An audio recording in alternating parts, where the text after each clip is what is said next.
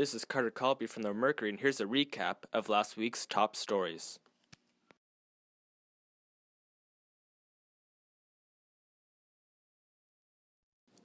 A rehabilitation project at the Estevan Municipal Airport is slated to come under budget, but at this point the city is wary of declaring any financial victories.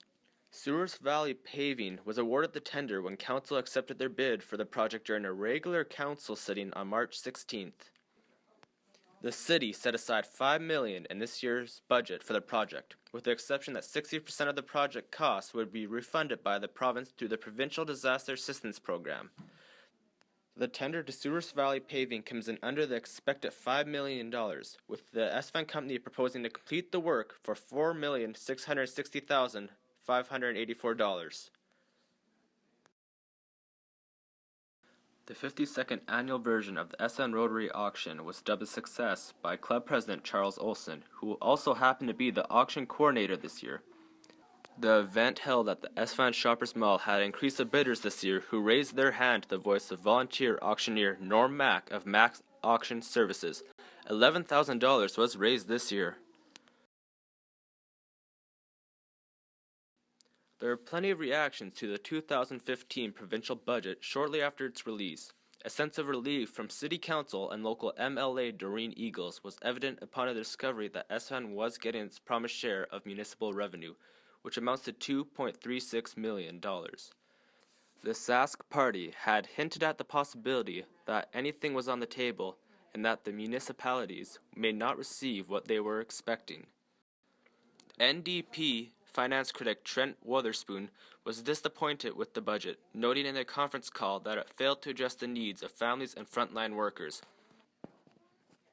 He added the senior care crisis in the province has been ignored and criticized the province's money spending on the John Black Lean project.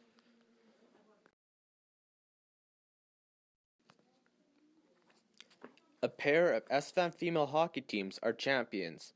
The Estevan Power Dodge Pee-wee A Vipers, down 4-1 in the two-game total goal provincial final series, beat the Saskatoon Comet Fury 8-3 on home ice at the Civic Auditorium on March 22nd.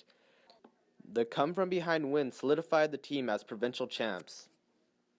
Meanwhile, the Power Tech Midget AA Panthers won their league final series against the Regina Capitals with a 4-3 win during Game 2 on March 18th.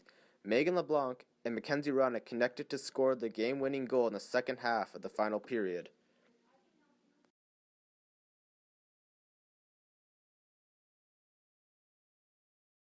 The Estevan Comprehensive School senior girls and boys basketball teams battled hard but ultimately fell short at regionals in Regina on March 20th.